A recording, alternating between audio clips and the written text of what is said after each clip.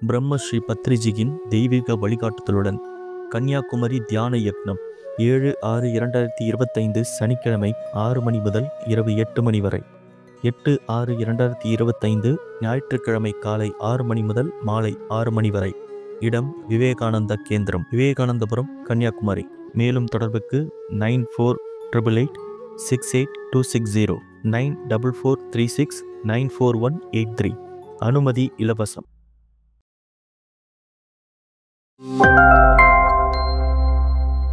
வழிபாட்டு பண்ணுறது எப்படி? எந்த வழிபாடு பண்ணால் எந்த சித்திகள் வரும்? நம்மளுக்கு சித்திகள் தெரியுமா உங்களுக்கு? அஷ்ட சித்திகள்: அனிமா, கரிமா, லகிமா, மகிமா, பிரீத்தி, பிராகாமியா, ஈசத்துவம், வசித்து. இதெல்லாம் சித்திகள் தான். நீங்கள் கேள்விப்பட்டிருப்பீங்க. இவங்க சாய்பாபா உட்காந்துருப்பார், இப்படி என்னவார், இப்படி திடீர்னு கையில் விபூதி வரும். கேள்விப்பட்டீங்களா? நிறைய சாமிகள்லாம் பண்ணுவாங்க. இப்படி பண்ணால் திடீர்னு தங்க செயின் வரும் கையில், இல்லை இப்படி பண்ணால் உடனே சிவலிங்கம் வரும். எப்படி வருது? அது ஒரு சித்தி. சித்தினா என்ன? அடைஞ்சது. அவங்க தவம் பண்ணி அந்த பவர் அதை அடையிறாங்க, அதுதான் சித்தி. இந்த மாதிரி நிறைய சித்திகள் வரும். அரிமா, கரிமா, லகிமா, மகிமா, பிரீத்தி, பிராகாமா, ஈசத்தை, வசித்துண்டு அஷ்ட சித்திகள். இந்த மாதிரி சித்திகள் வரும். அதே மாதிரி வானப்புற சாஸ்திரம். நம்ம வாழ்க்கையில் 4 விதமான முறைகள் இருக்குது வாழ்கிறதுல. ஒன்று பிரம்மச்சரியம், அதாவது படிக்கிற. இப்போ இந்த பொண்ணு இருக்கிற நேரம் பிரம்மச்சரியம், ஏன்னா படிக்கிறது 20 வயசு வரையும். அதுக்கு பிறகு கிரகசாஸ்திரமும். அதுக்கு பிறகு கல்யாணம் பண்ணிவிட்டு நம்ம படித்த படிப்பை உபயோகப்படுத்தி சம்பாதிக்கிறது, குடும்பத்தை ஆள்றது, இதெல்லாம் பண்ணுவோம். இது கிரகசாஸ்திரம். 2வது கட்டம். நம்ம வாழ்க்கையில் இப்படி தான் வாழணும் நம்ம. 3வது கட்டம் 60 வயசு வரையும் கிரகசாஸ்திரமாக இருக்கும். 20 வயசு வரையும் பிரம்மச்சரியம். 21லேருந்து 60 வயசு வரையும் கிரகசாஸ்திரம். அப்போ தான் நம்ம உழைப்போம், குடும்பத்துக்காக எல்லாத்தையும் உழைச்சி சம்பாதிச்சு சொத்து சுகம் எல்லாம் சேர்த்து வைக்கிறது, அனுபவிக்க எல்லாமே கிரகசாஸ்திரத்தில் இருக்கும். அதுக்கு பிறகு எல்லாமே 60 வயசு ஆன பிறகு என்ன பண்ணுவீங்க? நீங்கள் ரிட்டையர் ஆகிடுவீங்க. ரிட்டையர் ஆகிட்டு என்ன பண்ணுவீங்க? ரெஸ்ட் எடுத்துக்கிட்டோம் நம்ம. ரிட்டையர் உண்மையிலே நீ ரெஸ்ட் எடுத்துக்கினாக்க இந்த தகராறுலாம் வராது. ஏன் இந்த தகராறுலாம் வருது நம்மளுக்கு? ஸோ வேதங்கள் என்ன சொல்லியிருக்கேனாக்கா, 60 வயசு வரையும் நீங்கள் குடும்பத்தில் இருந்து குடும்பத்துக்காக உழைச்சி, உங்களுக்கு 60 வயசு ஆகும்போது உங்கள் குழந்தைங்களுக்கு 25 வயசு ஆகிடும். எனக்கு அப்போல்லாம் 20 வயசு 25 வயசில் இப்போ கல்யாணம் பண்ணிக்கிறாங்க. அப்போ குழந்தை 30 வயசுக்குள்ளே குழந்தை பிறந்துடுது. அப்போ உங்களுக்கு 60 வயசு வரும்போது உங்கள் பையனுக்கு 30 வயசு வந்திருக்கும். உங்கள் பையனுக்கு 30 வயசு வந்துருந்தாக்கா அந்த பேரனுக்கு 10 வயசு வந்திருக்கும். புரியுதா சொல்கிறது கணக்கு? அப்போ உங்களுக்கு 60 வயசு வந்தாக்கா உங்களுக்கு 10 வயசு பேரனோ பேத்தியாக இருப்பாங்க. அப்போ அது வழியும் உங்கள் பையனையும் நீங்கள் வழிகாட்டியாக இருப்பீங்க. உங்கள் பையன் அவன் பையனுக்கு எப்படி பண்ணுறான், என்ன பண்ணுறான்ட்டு அதுக்கும் வழிகாட்டியாக இருக்குது. நீங்கள் தான் பொறுப்பாக இருப்பீங்க. 60 வயசு வரையும் அதை பண்ணுவோம் நம்ம. அதுதான் கிரகசாஸ்திரம். அது ஆன பிறகு 61 வயசு வந்தனாக்கா நம்ம மரியாதை காப்பாற்றிக்கணுன்னாக்கா ஒழுங்காக அந்த குடும்பத்தில் இருந்து விலகி தனியாக போகணும். நம்ம குழந்தைங்கள் அவங்க வாழ்க்கையை வாழ்கிறதுக்கு அவங்க வழியில் அவங்கள விட்டு நம்ம ஒதுங்கி போகிறது தான் மரியாதை. ஆனால் நம்ம அந்த மாதிரி ஒதுங்கி போகிறது கிடையாது, கூடவே இருக்கோம். அதனால் எவ்வளோ பிரச்சனைகள் வருது. ஏன் பிரச்சனைகள் வருது அப்படின்னாக்கா, நம்ம சும்மா இருக்க மாட்டோம். வேலை வெட்டி கிடையாது. இப்போ வேலை இருக்கும்போதோ பரவாயில்ல, வேலை வெட்டியில் சும்மா இருக்கும். இவன் இது பண்ணுறான், அவன் அது பண்ணுறான், சரியாக பண்ணல, அது பண்ணல, இது பண்ணல, கண்ணா முன்னா தவறு கண்டுபிடிக்க ஆரம்பிச்சிருவீங்க. அப்போ யார் ஒத்துப்பாங்க? நீங்கள் தவறு கண்டுபிடிச்சாக்க யாராவது விரும்புவாங்களா? நீ என்ன அந்த மாதிரி பண்ணுற, சரி பண்ணல, கிடையாது, பாலாயிடுச்சு, எல்லாத்தையும் நாசனம் பண்ணுற, இல்லை அவன் கேட்காதே நம்ம அவங்களுக்கு அட்வைஸ் கொடுக்க ஆரம்பிச்சிருவீங்க. அட்வைஸ் கொடுத்தா யாரும் ஏற்றுக்க மாட்டாங்க, பிடிக்காது அவங்களுக்கு.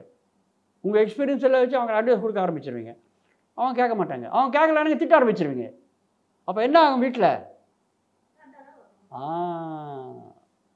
அதெல்லாம் வரக்கூடாது. அவங்களும் நிம்மதியாக இருக்கணும். ஏன் அவனுக்கு 30 வயசு ஆச்சு இல்லையா, அவங்களுக்கு தெரியாதா பொறுப்பு, அவன் குடும்பத்தை எப்படி காப்பாற்றுறான்ட்டு? அதனால் ஏன்னா அவனுக்கே 10 வயசு பசங்க இருக்காங்க, பையனுக்கு இல்லை பொண்ணுக்கோ. உங்களுடைய நீங்கள் ஏன் தலையிடுறீங்க எல்லாத்துலேயுமே? நீங்கள் எவ்வளோ தூரம் பண்ணுறீங்களோ பண்ணியாச்சு. அதுக்கு பிறகு மரியாதையாக நீங்கள் ஒதுங்கி போயிடணும். அந்த ஒதுங்கி போகிற நிலைமை தான் வானப்பிரஸ்தம். வனம் அப்படின்னாக்கா காடு, பிரஸ்தானம்னாக்கா போகிறது, வானப்பிரஸ்தம்னாக்கா காட்டில் போய் இருங்க. யார்?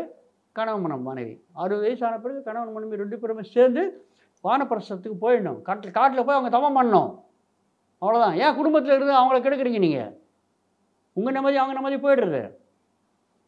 ஸோ வானப்பிரஸ்தத்தில் எப்படி இருக்கணும் கணவன் மனைவி அன்றதை சொல்கிறது அந்த ஆரண்யகம் வேதத்தில்.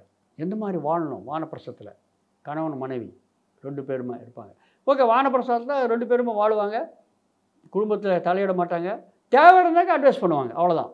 ரொம்ப தேவை இருந்தானாக்கா வனானே அங்கே எங்கேயோ போய் உட்காந்துருக்க மாட்டாங்க. அந்த பழைய காலத்துலலாம் கிராமத்துக்கு வெளியே தானே காடே இருக்குது.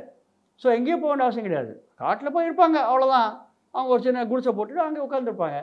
ஸோ ஏதாவது ரொம்ப அவசியம் தேவை இருந்தது அப்படின்னாக்கா வந்து பார்ப்பாங்க அவங்க. இல்லை இவங்க போவாங்க. அவசரம் ரொம்ப அவசரமாக இருந்தானாக்கா அனாவசியமாக போக மாட்டாங்க. அப்போ என்னாச்சு, இந்த ஃபேமிலியும் நிம்மதியாக இருப்பாங்க, இவங்களும் நிம்மதியாக இருப்பாங்க. 2 பேரும் தவம் பண்ணிட்டே இருப்பாங்க. ஆனால் இன்னும் போக போக இன்னும் சில வருஷங்கள் ஆன பிறகு டெஃபினட்டாக ஹஸ்பண்டோ ஒய்ஃபோ யாரோ ஒருத்தர் போயிடுவாங்க இல்லையா? கட்டாயம் போகணும். அப்போ தான் நம்ம சந்நியாசத்துக்கு எடுத்துக்கணும். ஒருத்தர் போன பிறகு, ஒருத்தர் பிரிஞ்ச பிறகு தான் மிச்சம் இருக்கிறவங்க சந்நியாசத்துக்கு போகணும். இதுதான் நம்ம வாழ்கிற முறை. ஓகே, இப்போ வேதங்கள் அறிஞர்கள் என்ன சொல்கிறது, வானப்பிரஸ்தத்தில் எப்படி வாழணும், நீங்கள் எந்தெந்த விதிகள் நீங்கள் பண்ணணும்ன்றதை சொல்கிறது வேதம். அதே மாதிரி நீங்கள் தியானம் பண்ணுறது, அப்போ அந்த சமயத்தில் தவம் பண்ணுவீங்க. தவம்னா தியானம். ஸோ தவம் பண்ணும்போது நிறைய சித்திகள் வரும். எந்தெந்த விதமான சித்திகள் வரும் வானப்பிரஸ்தத்தில் நீங்கள் தவம் பண்ணாக்க, அதெல்லாம் சொல்கிறது அரண்யகம். பார்த்தீங்களா? அதுக்கு அடுத்தது கடைசியில் இருக்கிற 4வது பங்கு தான் உபனிஷத். உபனிஷத்துன்ற பேர் கேள்விப்பட்டீங்களா நீங்கள்? உபனிஷத்துனாக்கா அதுக்கு வேதத்தில் கடைசியில் வர்ற பங்கு. உபனிஷத்துன்ற வார்த்தைக்கு அர்த்தம் என்னக்கா, உபா அப்படின்னாக்கா சமீபத்தில், கிட்டக்க, நெருங்கி.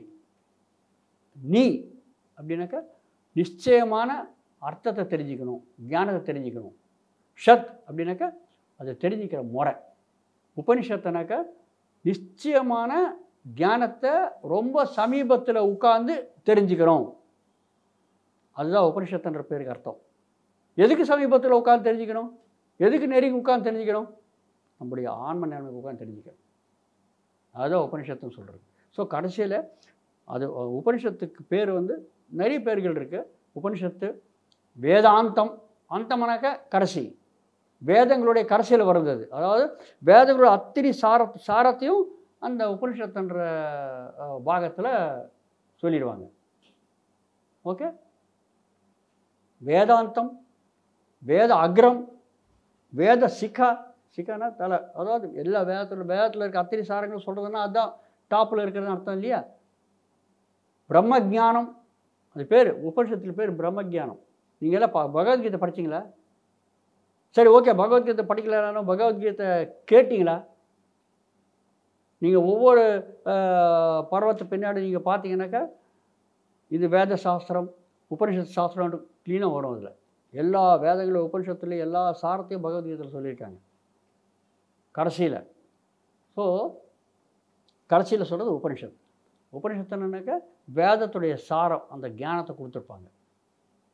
ஸோ நம்ம தெரிஞ்சிக்க வேண்டியது மெயினாக அந்த ஞானம்தான். மந்திரத்தை படிக்க முடியாது, ஒன்றுமே தெரியாது படித்தா கூட. நம்மளாம் அந்த மாதிரி மந்திரத்தை படித்து அந்த மாதிரி செயல்பாடு பண்ணுறது ரொம்ப ரொம்ப கம்மி. எத்தனை பேர் யாகங்கள் யஜ்ஞங்கள் செய்கிறாங்க? பெரிய பெரிய ராஜாக்கள் தான் செய்கிறாங்க இல்லையா? மற்ற சாதாரண இருக்கவங்க செய்ய முடியாது. அந்த முறையும் தெரியாது. எந்த மந்திரத்தை எதுக்காக யூஸ் பண்ணணுன்னு கூட தெரியாது. இல்லை தவறாத நீங்கள் உச்சாரணை பண்ணிட்டீங்கன்னாக்கா கண்ணாமண்ணு ரிசல்ட் வரும். ஸோ அந்த கூத்தல் இருக்குது, நம்மளுக்கு தேவையில்லை. வானப்பிரஸ்தத்தில் என்ன பண்ணுறது, எப்படி பண்ணுறது, அது சொல்கிற ஞானத்தை எடுத்துக்கிட்டு உபனிஷத்தை நீங்கள் படிச்சிங்கனாக்கா முழு அந்த வேதத்துடைய ஞானம் தெரிஞ்சிடும். ஸோ இந்த மாதிரி 4 பாகமாக பிரிச்சிருக்காங்க. பிராமணிக்கம், அப்புறம் வந்து மந்திர பாகம், பிராமணிக்கம், ஆரண்யகம், உபனிஷத்துகள். இப்போ அந்த மந்திர பாகம், பிராமணிக்கம், இது ரெண்டுமே நீங்கள் தெரிஞ்சிக்கினாக்கா இது என்ன சொல்கிறது, எப்படி மந்திரத்தை சொல்கிறது, எப்படி நம்ம அந்த மந்திரத்து மூலிமா எந்த பலன் அடையிறது, அந்த முறை என்ன சொல்கிறது இல்லையா? ஸோ அதெல்லாம் ஏன் பண்ணுறீங்க, அந்த யாகெல்லாம் ஏன் பண்ணுறோம்? ஏதோ ஒரு பலன் அடைகிறதுக்கு பண்ணுறோம் இல்லையா? பௌதிகமாக ஏதோ ஒரு பலன் அடைகிறதுக்கு பண்ணுறீங்க. ஆனால் எந்த பலனை நீங்கள் அடைஞ்சாலும் அது சாஸ்திரமாக இருக்குமா? எதை நீங்கள் அடைஞ்சாலும் சாஸ்திரமாக இருக்குமா? அது இருக்குன்னு தெரிஞ்சிக்க முடியும். இல்லையா? அது வேலை பண்ணும்போது ஓ ரைட் அந்த மாதிரி மின்சார சக்தி இருக்கிறது தான் ஃபேன் ஓடுறது, இந்த கரண்ட் போச்சு அப்படின்னு சொல்கிறோம் இல்லையா? அதே மாதிரி மனித உடம்புக்குள்ளே இருக்கிற சக்தி பேர் தான் முழுசாக சிருஷ்டி முழுசாக சக்தி தான் இருக்குன்னு சொன்னாங்க. மனித உடம்புக்குள்ள சக்தி பேர் தான், ஆற்றல் பேர் தான் ஆன்மா. ஸோ ஆன்மா சக்தி தானாக எந்த வேலையும் பண்ண முடியாது, அதுக்கு ஒரு கருவி தேவை. ஸோ நம்ம உடம்பு ஒரு இன்ஸ்ட்ருமெண்ட், இது ஒரு ஃபேன் ஆட்டம் லைட் ஆட்டம் அவ்வளோதான். நம்ம உடம்புக்குள்ள சக்தி பேர் ஆன்மா. இந்த சக்தியை வச்சுக்கிட்டு, இந்த ஆன்ம சக்தியை வச்சுக்கிட்டு இந்த உடலோட நீங்கள் எந்த காரியம் பண்ணுறீங்களோ அந்த கர்மான்னு சொல்கிறது. நம்ம பண்ணுற காரியம் தான் கர்மா இல்லையா? அந்த சக்தி வச்சு தானே பண்ணுறீங்க எல்லா காரியங்களும். ஃபேனுக்குள்ளே போச்சோன்னாக்கா காற்று தான் வெளில வருது. ஸோ அதே மாதிரி இந்த சக்தியை வச்சுட்டு இந்த உடம்போட நீங்கள் எந்த காரியங்கள் பண்ணுறீங்களோ அது பேர் தான் கர்மா. அந்த கர்மாவுக்கு தான் பலன் வருது. நல்லது பண்ணால் நல்லது, கெட்டது கெட்டது வருது. ஏதாவது நீங்கள் பண்ணுங்கள், மொத்தத்தில் அது கர்மா. அந்த சக்தி வச்சு நீங்கள் பண்ணுறீங்க. ஸோ அந்த கர்மாவுடைய பலன் யார் அனுபவிக்கணும்னாக்க இந்த உடல் தான் அனுபவிக்க முடியும். காற்று கொடுக்குற தன்மை ஃபேனுக்கு தான் இருக்குது, வேறு எதுவும் கிடையாது. ஸோ ஃபேன் தான் அந்த மின்சார சக்தி எடுத்துகிட்டு காற்று கொடுக்கும். அதே மாதிரி நம்ம எந்த கர்மா பண்ணுறோமோ இந்த ஆன்ம சக்தி எடுத்துக்கிட்டு அதுக்கு தகுந்த மாதிரி பலன் இந்த உடல் தான் அனுபவிச்சாலும். ஆனால் ஆன்மாக்கு என்ன வேலை அங்கே இருக்குது? வெறுமே சக்தி கொடுத்தே இருக்க வேண்டியதானே? கிடையாது. நம்ம ஏதாவது கர்மா பண்ணோம்னாக்கா அந்த கர்மா பண்ண பிறகு அந்த கர்மா பண்ண அனுபவம் வரும் பார்த்தீங்களா, அந்த அனுபவம் மட்டும்தான் ஆன்மாவில் போய் பதவி ஆகுங்க. இதுதான் வித்தியாசம். ஸோ ஆன்மா பண்ணுற வேலை என்ன அப்படின்னாக்கா, ஆன்மா சக்தி கொடுக்குறத தவிர வேறு எதுவும் பண்ணாது. ஆன்மா கர்மா பண்ணாது, உடம்பு தான் கர்மா பண்ணும். அந்த கர்மா பண்ணுறதுக்கு நான் சொன்னேன் இல்லையா, இப்போ ஆசை, முதல்ல சிந்தனை, ஆசைக்கு என்ன மூலம் குறைவு, இந்த மாதிரி இந்த இந்த இது இது ஆரம்பிக்கும். ஸோ அந்த மாதிரி நம்ம மனதோட புத்தியோட நம்ம கர்மக்கள் செய்ய ஆரம்பிப்போம். கர்மக்கள் செஞ்ச கர்ம பலன் வரும். அந்த எல்லா கர்மாக்களும் பண்ணுறதுக்கு உடம்புல ஈக்கம் தேவை. அந்த ஈக்கத்துக்கு ஆன்மா பொறுப்பு. ஸோ இந்த கர்மா பண்ண பிறகு கர்மாவுடைய பலனை அனுபவிக்க வேண்டியது இந்த உடல் மட்டும்தான். ஆனால் கர்மா பண்ண பிறகு அந்த கர்மாவுடைய அனுபவம் வருது பார்த்தீங்களா, அந்த அனுபவம் மட்டும்தான், அந்த அனுபவ சாரம் தான் ஆன்மாவில் போய் பதிவு ஆகுங்க. அதுதான் வித்தியாசம். இப்போ தெரியுதா உங்களுக்கு ஆன்மான என்ன அப்படின்ட்டு? ஸோ குருஜி சொல்லிட்டாரு, அயமாத்மா பிரம்மா அப்படின்னு சொல்லிட்டார் அவர். அடுத்தது அப்போ சீடன் திருப்பி யோசனை பண்ணுறான், ஆன்மான்னு சொல்லிட்டாரு, இது என்னன்ட்டு. அப்போ அவன் தெரிஞ்சுப்பான், ஓகே இந்த உடம்பு வேலை செய்கிறதுக்கு இந்த மனம் கூட வேலை செய்யணும் இல்லையா? உடம்பு வேலை செய்கிறதுக்கு மனம் வேலை செய்யணும், மனதுக்கும் வேலை செய்ய சக்தி வேணும் இல்லையா? அது எங்கேருந்து வருது? அதுதான் ஆன்மா கொடுக்குறது. ஸோ அந்த மாதிரி ஆராய்ச்சி பண்ணி ஒவ்வொன்றும் எடுத்து வந்து ஓகே ரைட் இதுதான்ப்பா நம்ம ஆன்மா அப்படின்னு சீடன் தெரிஞ்சுப்பான். அதுதான் இரண்டாவது மகா வாக்கியம், அயம் ஆத்மா பிரம்மம் அப்படின்ட்டு அவர் சொல்லியிருக்கார். ஸோ இரண்டாவது வாக்கியம் ஓகே. அப்புறம் நான் ஆன்மான்னு தெரிஞ்சுப்பார். அப்போ தான், ஏன்னா ஆன்மாவுடைய விளக்கம் என்ன? இப்போ நீங்கள் சொன்னீங்க இல்லையா, அது அழியாது. பகவத்கீதை சொல்லியிருக்காங்க, நயனம் சிந்தந்தி சஸ்திராணி நயனந்தஹதி பாவகः. ஸோ அது என்ன சொல்கிறது? ஆன்மாவுக்கு அழிவு கிடையாது. நயனம் சிந்தந்தி சஸ்திராணி, எந்த சஸ்திரத்தாலாவது எந்த விதமான ஆயுதத்தாலே அதை வெட்ட முடியாது.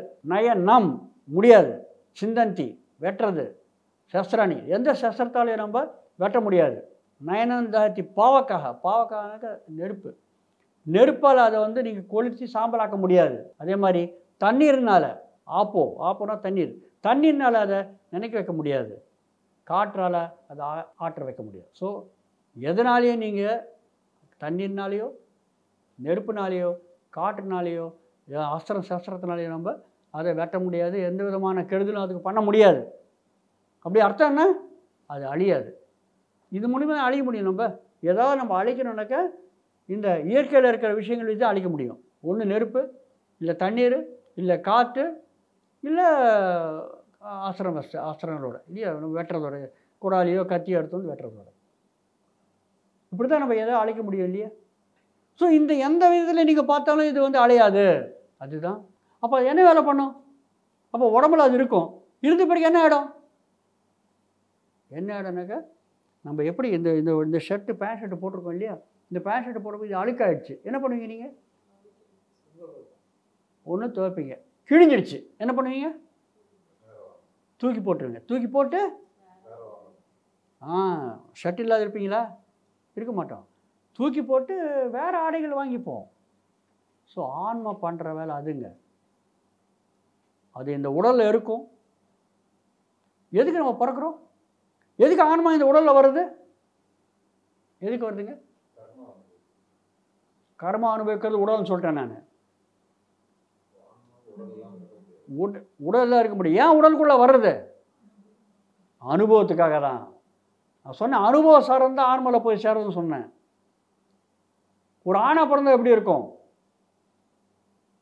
அந்த அனுபவம் தேவை. ஏன் பிறந்திருக்கீங்க பெண்ணா? ஏன் பிறந்திருக்கீங்க பெண்ணா? ஏன் பிறந்திருக்கீங்க? நீங்கள் சார் ஆணா பிறந்திருக்கீங்க? என்ன அனுபவம்? என்ன அனுபவம் தேவை?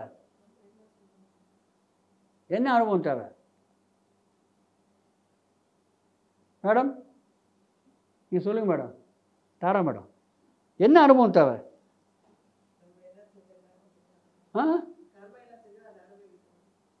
அது வேற மேடம். ஏன் பெண்ணா பிறந்திருக்கீங்க? கடவுள் எங்கே இருக்காரு செப்பரேட்டாக கேட்குறதுக்கு? சொல்லுங்க சொல்லுங்க. ஓ கொஞ்சம் கொஞ்சம் கொஞ்சம் சொல்லுங்க மேடம், சொல்லுங்க. அதுதான் ஏன் பிறந்திருக்கீங்க, ஏன் சூஸ் பண்ணீங்க பெண்ணா பிறக்கிறதுக்கு? கேள்வி அதுதானே.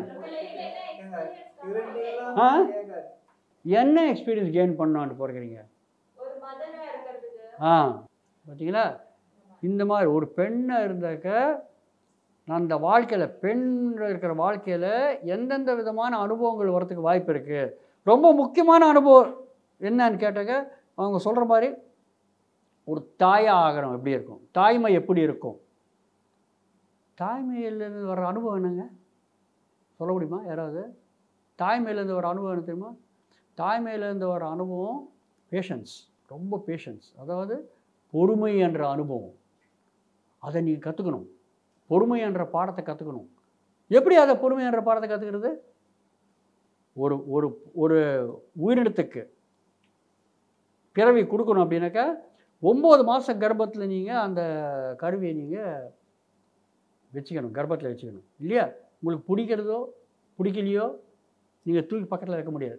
சுமையாக இருக்க, ஐயோ ரொம்ப வெயிட்டாக இருக்குப்பா, பக்கத்தில் வைக்க முடியுமா? 9 மாதம் நீங்கள் சுமைச்சு தான் ஆகணும். அப்போ எவ்வளோ பொறுமை தேவை? நீங்கள் அந்த மாதிரி பண்ண முடியுமா? ஒரு ஆண் பண்ண முடியுமா அந்த மாதிரி? ரொம்ப வெயிட் அதிகமாக இருக்குன்ட்டு நம்ம தூக்கி போட்டுருவீங்க கீழே. 9 மாதங்க நீங்கள் தூக்கி போட முடியாது உங்களால். இப்போ எவ்வளோ பொறுமை தேவை? ஒரு சின்ன உதாரணம் சொல்கிறேன் நான். அதுதான்.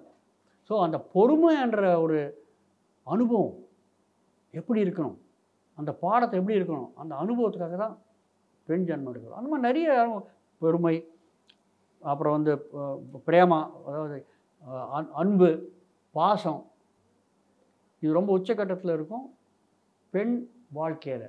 ஆண் வாழ்க்கை ஆணை ஏன் பிறக்கிறோம்? ஓகே, ஏன் பிறக்கிறீங்க ஆணா? இப்போ நான் பெண் வைக்க சில குணங்கள் சொன்னேன், அந்த அனுபவம். ஆணை ஏன் பிறக்கிறோம்? என்ன மேடம்? பார்த்தீங்களா? பொறுப்பு, அதிகாரம், இந்த மாதிரி சில சில குணங்கள். ஸோ நான் சில 1-2 கூட சொல்லியிருக்கேன். அது மாதிரி இந்த மாதிரி நிறைய இருக்குது. அந்த ஒவ்வொன்றும் ஒரு படம் தானே. ஸோ அந்த மாதிரி இருக்க சோம்பேறியாக இருந்தால் எப்படி இருக்கும்? ஆனால் பிறந்தாச்சு, ஒன்றுமே சம்பாதிக்கலை, வெறுமனே உட்காந்து தண்டசோர சாப்பிட்டு இருக்கேன், எல்லாமே திட்டிகிட்டே இருக்காங்க. அப்படி வாழ்க்கை எப்படி இருக்கும்? அந்த அனுபவம் வேணும்னு பிறக்கிறேன். ஒரு குழுனா பிறந்தா எப்படி இருக்கும்? ஒரு ஊமையாக பிறந்தா எப்படி இருக்கும்? கால் இல்லாதவன் பிறந்தா எப்படி இருக்கும்? ஒரு பணக்காரனாக பிறந்தா எப்படி இருக்கும்? ஒரு ஏழையாக பிறந்தா எப்படி இருக்கும்? இதெல்லாம் அனுபவம் தாங்க வாழ்க்கையில். ஸோ அந்த அனுபவத்துக்காக தான் நம்ம பிறவி எடுக்கிறோம். ஸோ அந்த அனுபவம் வேணுனாக்கா அதுக்கு ஒரு கருவி வேணும் இல்லையா? அதுதான் நம்முடைய உடல். ஸோ அந்த அனுபவ சாரம் மட்டும்தான் ஆன்மாவில் போய் சேரும். அந்த அனுபவம் பெறறதுக்கு கர்மா பண்ணுறோம் இல்லையா? அந்த கர்மா இப்போ நீங்கள் 9 மாதம் நீங்கள் சுமக்கிறீங்க, ஆன்மாவை சுமக்கிறது இல்லையா? ஸோ அந்த கர்மாவுடைய பலனை அனுபவிக்கிறது இந்த உடல் அந்த மாதிரி. ஆனால் இந்த 9 மாதம் நம்ம வயிற்றில் சுமந்துட்டு அப்புறம் நம்ம பிறவி கொடுக்குறோம் இல்லையா, அப்போ அந்த 9 மாதத்துடைய முழு அனுபவ சாரம் ஆன்மாவில் போய் சேரும். இந்த பொறுமை இருக்கிறது எப்படின்றது அதுதான் வித்தியாசம். ஓகே, ஸோ அயம் ஆத்மா பிரம்மான்னு 2வது வாக்கியம் சொல்லிட்டாரு. ஸோ அவர் தெரிஞ்சுப்பார் ஃபுல்லாக. ஓகே, எல்லாத்துக்கும் இப்போ நடக்கிறதுக்கு ஆன்ம சக்தி தான் மூல காரணம். மன வேலை பண்ணாலும், உடல் வேலை பண்ணாலும், உறுப்புகள் வேலை பண்ணாலும், எது வேலை பண்ணுறதா இருந்தாலும், புத்தி வேலை பண்ணுறதா இருந்தாலும், எது வேலை பண்ணுறதாலும் ஆன்மா தான் தேவை அப்படின்னு தெரிஞ்சுப்பார் அவர் 2வது மகா வாக்கியத்தில். தெரிஞ்சுட்டு கடைசியில் அயம் ஆத்மா பிரம்மான்னு சொல்லியிருக்காரு. முதல்ல ஆன்மான்னு தெரிஞ்சுப்பார். அதுக்கு பிறகு அடுத்த நம்ம இது பிரம்மன்னு வேறு சொல்லிட்டாரு. அவர் பிரம்மமனா என்ன? அடுத்த கேள்வி. பிரம்மமனா என்ன? ஆன்மான்னு தெரிஞ்சுக்கணும். பிரம்மமனா என்ன? 3வது வாக்கியம் சொல்லுவார். பிரம்மமனா நீங்கள் பிரம்மான்னு சொல்லிட்டீங்களே, நீ ஆன்மாயா பிரம்மமா இருக்கன்னு சொல்லிட்டீங்க. அயம் ஆன்மா பிரம்மா. பிரம்மமனா என்ன? பிரம்மனா திருப்பி கேள்வி. அப்புறம் பிரம்மத்துக்கு திருப்பி விளக்கமாக சொல்கிறாரு. அகம் பிரம்மாஸ்மி. இந்த கேள்விப்பட்டிருப்பீங்க நீங்கள் இந்த வார்த்தையை. அகம் பிரம்மாஸ்மின்ற வார்த்தையை நிறைய பேர் கேள்விப்பட்டிருப்பாங்க. அகம் பிரம்மாஸ்மின்னு என்ன அர்த்தம்? அகம் பிரம்மாஸ்மி, நீயாய் அந்த பிரம்மமாக இருக்க. முதல் நீ யார்? தத்துவமசி, நான் நீயா இருக்க. அடுத்த கேள்வி என்ன? அடுத்த பதில்னா நீ ஆன்மாவாக இருக்க. ஓகே, நீ ஆன்மாவா பிரம்மமாக இருக்க. அது பிரம்மத்துக்கு விளக்கம் சொல்கிறாரு. அகம் பிரம்மாஸ்மி, அந்த ஆன்மான நீயே பிரம்மந்தான் அப்படின்ட்டார். அகம் பிரம்மாஸ்மி. பிரம்மம்னா என்ன? பிரம்மம் அப்படின்னு என்ன? பிரம்மம்னா சுருக்கமாக சொல்லலாம் பூரியீதி பிரம்மம். பூரியீதினாக்க ரொம்ப பெருசு, அதை விளக்க முடியாது. எவ்வளோ பெருசு? எவ்வளோ பெருசு? இன்ஃபினிட்டி, ஆனந்தம். எவ்வளோ ஆனந்தம்? அது எப்படி அளக்கிறது? ஆனந்தம்ன்றது எப்படி சொல்கிறது? நம்ம சாதாரணமாக எப்படி எதை வச்சு அளப்போம்? நம்ம இவ்வளோ நீளம் இருக்குது, இவ்வளோ சுமை இருக்குது, வெயிட் இருக்குது, இவ்வளோ சமயத்துக்குள்ளே நம்ம போய் அடையலாம், இவ்வளோ கனம் இருக்குது, இந்த மாதிரிலாம் அளப்போம். 4 விதமாக அளக்க முடியும் நம்மளால். ஒன்று நீளம், இல்லாட்டி சுமை பலு. அதாவது நீளமான மீட்டரு, இல்லை கிலோமீட்டரு, இல்லை கிலோகிராமு, இல்லாட்டி கியூபிக் மீட்டர் கனம், இல்லை சமயம் செகண்ட்ஸோ மினிட்ஸோ இல்லை மணியோ இல்லை நாளோ அளக்க முடியும் இல்லையா? இதுதான் நம்ம சமயத்தில் அளக்க. ஸோ இந்த 4 விதமாக நம்ம அளக்க முடியும் எந்த விஷயத்தையாவது. ஸோ இந்த 4 விதத்தில் அளத்திங்கனாக்கா பிரம்மத்தை அளக்க முடியாதுங்க. எவ்வளோ நீளம்? எத்தனை கிலோமீட்டரு? கோடி கிலோமீட்டரா? கோடி கிலோமீட்டரா? அதுக்கு நான் பெருசு. எவ்வளோ வெயிட்டு? எவ்வளோ சுமை? 1000 கிலோவா? கோடி கிலோவா? 10,000 கிலோவா? எவ்வளோ கிலோ? இவ்வளோ வெயிட்டுன்னு சொல்ல முடியாது, அவ்வளோ பெருசு. எவ்வளோ சமயத்தில் போய் அடையலாம்? அதை ஒரு 10 வருஷத்தில் போய் அடைய முடியுமா? 100 வருஷமாக அடையணுமா? 1000 வருஷமா? கோடி வருஷமா? அளக்க முடியாது, சமயத்தோடு அளக்க முடியாது. கனம், எவ்வளோ கனம் இருக்குது? 1000 கன அடிகளை அளக்க முடியாது. ஸோ எதையுமே நம்மளால் அளக்க முடியாது, எதை வச்சு அளக்க முடியாது. ஸோ பூரி அவ்வளோ பெருசு. இதி பிரம்மம், எதாலையும் உங்களால் அளக்க முடியாத அளவுக்கு பெருசு. அதுதான் பிரம்மம், அதுதான் நீயா இருக்க, அதுதான் ஆன்மா. அப்போதான் அந்த மாதிரி விளக்கம் வருது உபனிஷத்துலேருந்து. அயம் ஆத்மா பிரம்மா, அகம் பிரம்மாஸ்மி. நீயே அந்த பிரம்மா இருக்கியா, நீயே அந்த பிரம்மந்தையா. முதல்ல நீ ஆன்மா, முதல்ல நீ யார்? தத்துவமசி, அது நீயா இருக்க. யாராக இருக்க? நீ ஆன்மாவாக இருக்க. இப்போ அந்த ஆன்மா யார்? அதுதான் பிரம்மமா. பிரம்மம் என்னது? அதை அளக்க முடியாது, அவ்வளோ பெருசு. பார்த்தீங்களா? அதுதாங்க நம்ம ஆன்மானா சும்மா நம்ம உடம்புல இருந்து வித்தை காட்டுறது நினச்சிக்காதுங்க. முழு பிரம்மமே நம்ம தான். அளவெட்டுறது, அதுக்கு அழியாது.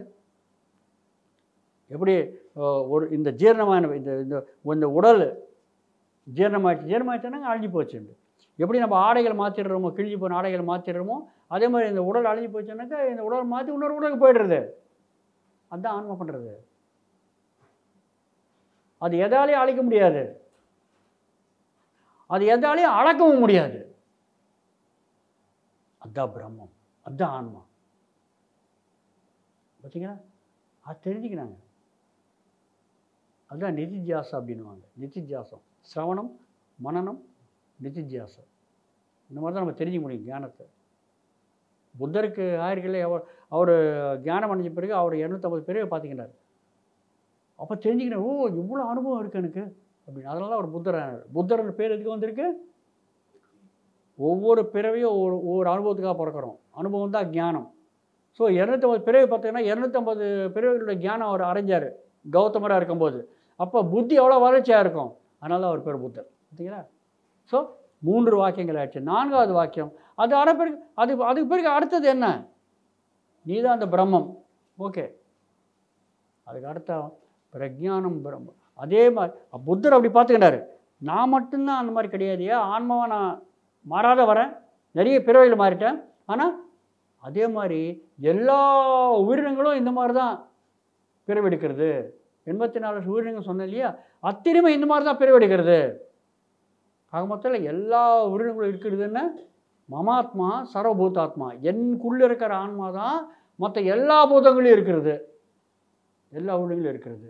மமாத்மா சர்வபூதாத்மா, அது 5வது மகா வாக்கியம். அவர் தெரிஞ்சுக்கினார், மமாத்மா சர்வபூதாத்மா, எல்லா பூதங்கள்லையும் இருக்கிறது ஆன்மா தான்ப்பா அப்படின்னு தெரிஞ்சுக்கினார் அவர். எப்போ நீங்கள் அந்த ஞான நிலைமைக்கு போவீங்களோ, எல்லா உயிரினங்கள் இருக்கிறது ஆன்மா தான், எனக்குள்ள இருக்கிற ஆன்மா தான் எல்லா உயிரினங்களும் இருக்கிறது. ஏன்னா அது பிரம்மம் எவ்வளோ பெருசு, எல்லாத்துலேயுமே இருக்கிறது, அது எல்லாத்துலேயும் அடங்கி இருக்கிறது இல்லையா, எல்லா உயிரினங்களும் இருக்கிறது அதுதான். எப்போ நீங்கள் அந்த ஞானம் தெரிஞ்சுக்கிறீங்களோ அப்போ தான் நீங்கள் கொல்லாமையை கடைப்பிடிப்பீங்க. அந்த சமயத்தில் கொல்லாமை கடை, அப்போ தான் ஹிம்சை பண்ண மாட்டேங்க நீங்கள். ஏன்னா எல்லாத்துலேயும் இருக்கிறது அதே தானே, எல்லாத்துலேயும் அதே இருக்கும்போது எங்குள்ள இருக்கிறது அதுதான், உங்களுக்குள்ள இருக்கிறது அதே தான். அப்போ எப்படி நான் உங்களை போய் ஹிம்சை பண்ணுவேன்? எங்குள்ள இருக்கிறது அதே தான், கோழிக்குள்ள இருக்கிறது அதே தான், மாட்டுக்குள்ள இருக்கிறது அதே தான், புலிக்குள்ள இருக்கிறது, சிங்கத்துக்குள்ள எல்லாமே அதே தான், ஆன்மா தான். அந்த மாதிரி இருக்கும்போது நான் எதை சவாடிப்பேன்? ஸோ அந்த மாதிரி ஞானம் வந்தால் தான் நம்ம நான் வெஜிடேரியன் வெஜிடேரியனாக மாறிடுவோம். பாருங்கள், ஆன்ம ஞானம் வரும்போது தான் நம்ம மாறுவோம், ஆட்டோமேட்டிக்காக மாறுவோம். ஸோ இதெல்லாம் வரத்துக்கு எங்கே மூலம்? இதெல்லாம் வரத்துக்கு மூலம் தியானம் தாங்க. நீங்கள் எப்போ தியானம் பண்ணுறீங்களோ அப்போ தான் தெரிஞ்சுப்பீங்க அயமாத்மா பிரம்மான்ட்டு. எப்படி தெரிஞ்சுப்பீங்க தியானம் பண்ணாக்க நீங்கள் ஆன்மான்ட்டு? எப்படி தெரிஞ்சுப்பீங்க தியானம் பண்ணாங்க ஆன்மான்ட்டு? எப்படி தெரிஞ்சுப்பீங்க? தூக்கத்தில் கூட இருக்காது. என்னங்க உணர்வு? எதை உணர்ந்தா வரும்? நம்ம ஆன்மான்றது தியானம் பண்ணாக்க எதை உணர்ந்தா வரும்? பிரம்மத்தை உணர்ந்து. எப்படி பிரம்மத்தை உணர்றது? எந்த ஞானம் இருந்தால் தான் அந்த ஞானம் எப்படி வரும்? தியானம் பண்ணாக்க அந்த ஞானம் எப்படி வரும்? எந்த ஞானம் வந்தாக்க நீங்கள் ஆன்மான்னு தெரிஞ்சுக்க முடியும் தியானம் பண்ணி? இல்லைங்க மற்ற இல்லை அது இல்லை, நான் கேட்குற கேள்வி அது கிடையாது மேடம். நீங்கள் தியானம் பண்ணாக்க நீங்கள் ஆன்மான்னு தெரிஞ்சிக்க முடியும். எந்த அனுபவம் வந்தால் நீங்கள் தெரிஞ்சிக்க முடியும் நீங்கள் ஆன்மான்ட்டு தியானம் பண்ணாக்க? Thoughtless stage. அப்புறம் அப்புறம் மேடம் சூக்ஷ்ம உடலோட பயணம் செஞ்சால் தான் நீங்கள் தெரிஞ்சிக்க முடியும் நீங்கள் ஆன்மா அப்படின்ட்டு. எனக்கு சூக்ஷ்ம உடலுடைய அனுபவம் உங்களுக்கெல்லாம் நிறைய உடல்கள் இருக்குது. நம்மளுக்கு சோழ உடல், சூக்ஷ்ம உடல், காரண உடல், இந்த மாதிரி நிறைய உடல்கள் இருக்குது. அன்னமய கோஷம், பிராணமய கோஷம், மனோமய கோஷம், விஞ்ஞானமய கோஷம், ஆனந்தமய கோஷம், விஸ்வமய கோஷம், நிர்வாணமய கோஷம். கோஷம்னாக்க பை. அன்னமய கோஷம்னாக்க அன்னத்தோட தயார் பண்ணது இந்த பை. இந்த பையனாக்க இந்த உடல் இல்லையா. பிராணமய கோஷம் பிராணங்களோடு சேர்ந்தது, பிராணங்களோடு சேர்ந்தால் உடல் அமைச்சானாக்க பிராணமய கோஷம். மனமய கோஷம்னா மனதுக்கு சம்மந்தப்பட்ட அத்தனை விஷயங்களும் ஒரு பையில் போட்டாக்க அதை ஒரு உடலாக தயார் பண்ணாக்க மனோமய கோஷம். விஞ்ஞானமய கோஷம் புத்திக்கு சம்மந்தப்பட்ட அத்தனை சமாச்சாரத்தையும் ஒரு பையில் போட்டு அது ஒரு உடலாக நீங்கள் தயார் பண்ணிங்கனாக்கா அது விஞ்ஞானமய கோஷம். ஆனந்தமய கோஷம். ஆன்மாக்கு சேர்ந்த அத்தனை விஷயங்களையும் ஒரு பையில போட்டு அதை ஒரு உடலாக நீங்கள் தயார் பண்ணீங்கன்னாக்கா ஆனந்தமய கோஷம், ஆன்ம கோஷம்னு சொல்லுவாங்க. அதே மாதிரி விஸ்வமய கோஷம், விஸ்வ சம்பந்தப்பட்ட அத்தனை விஷயங்கள். நிர்வாணமய கோஷம், அந்த முக்தி அடையிறது. ஸோ இந்த மாதிரி நிறைய உடல்கள் நம்மளுக்கு இருக்குது. மூன்றாவது உடல் மனோமய கோஷம், அதுதான் சூக்ஷ்ம உடல்னு சொல்கிறது. சூக்ஷ்ம உடலாக நம்ம கண்ணுக்கு தெரியாது. இப்போ கண்ணுக்கு தெரியாத உடல் சோழ உடல். ஆனால் மிச்சம் இருக்கிற 6 உடல்கள் கண்ணுக்கு தெரியாது. அந்த 6 உடல் இருக்கிறதுனால தான் இந்த உடல் வேலை செய்கிறது. இந்த உடல் இல்லாத அதெல்லாம் இருக்கும், அதுதான் சாஸ்வதமாக இருக்கிறது. ஆனால் அது இல்லைனாக்கா இது இருக்காது. மிச்சம் இருக்கிற 6 உடல்கள் தான் ஒரிஜினல். இந்த ஸ்தூல உடல் டூப்ளிகேட், ஜெராக்ஸ் காப்பி. ஓகே, நம்ம ஒரிஜினல் வந்து மிச்சம் இருக்கிற 6 உடல்கள். ஸோ இந்த ஆன்ம ஞானம் எப்போ வரும்? நம்ம ஆன்மான்ற ஞானம் எப்போ வரும்னாக்கா நம்ம தியானம் பண்ணி நம்ம சூக்ஷ்ம உடலோட, நம்ம சோழ உடல இந்த வெளியில் வந்து அந்த சூக்ஷ்ம உடலை நம்ம சோழ உடலை பார்த்துப்போம். அப்போ தான் நம்மளுக்கு தெரியும், ஓ நான் வந்து இந்த சோழ உடல் இல்லாதையே நான் இருக்கேன். அப்போ தெரிஞ்சிக்க முடியும். அப்போ தான் நம்ம ஆன்மான்னு தெரிஞ்சிக்க முடியும். நான் உடல் கிடையாது, நான் ஆன்மான்னு தெரிஞ்சிக்க முடியும். பார்த்தீங்களா, குருஜி சொல்லிட்டா இல்லையா, தத்துவமசி ஆன பிறகு அயமாத்மா பிரம்மம் அப்படின்னு சொல்லிட்டு அந்த அந்த நிலைமை தியானம் பண்ண தான் வரும், இல்லாட்டி வராது. அதே பிறகு ஆம் பிரம்மாஸ்மி. அதே மாதிரி எல்லா பிரம்மம்னாக்க எல்லாத்துக்கூட பெருசு, எதாலும் அடக்க முடியாது, அதுதான் ஆன்மா. 5வது நிலைமையில் மமாத்மா சர்வபூதாத்மா, எல்லா பூதங்களும் இருக்கிறது அந்த ஆன்மா தான்.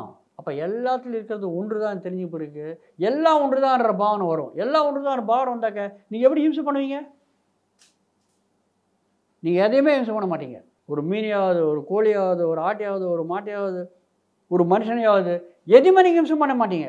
சொல்லாலேயோ செயலாலேயோ சிந்தனையாலேயோ நம்ம ஹிம்சை பண்ணுவோம். இந்த எந்த விஷயத்துலையும் ஹிம்சை பண்ண மாட்டீங்க. ஆட்டோமேட்டிக்காக அஹிம்சான்றது அப்போ தான் வருங்க. மமாத்மா சர்வபூதாத்மான்ற 5வது மகா வாக்கியங்கள் தான் வரும். அதுக்கு பிறகு வர்ற நிலைமை தான் மகா வாக்கியம்தான் பிரஜானம் பிரம்மா. பிரஜானம் பிரம்மனாக்க இவ்வளோ சுஷ்டியும் பண்ணுறதுக்கு, இவ்வளோ பெரிய பிரம்மத்தையும் உருவாக்கி பண்ணுறதுக்கு, எவ்வளோ சுற்றி பண்ணுறதுக்கு எவ்வளோ ஞானம் தேவை? அந்த ஞானம் முழுசாக பிரம்மன் தான். சர்வம் கலித்துவம் பிரம்மா. இந்த பிரம்மத்தினால தான் எல்லாம் பண்ண முடிஞ்சது. அந்த பிரம்மத்துக்கு தான் எவ்வளவோ ஞானம் இருக்குது. பிரஜானம் பிரம்மா.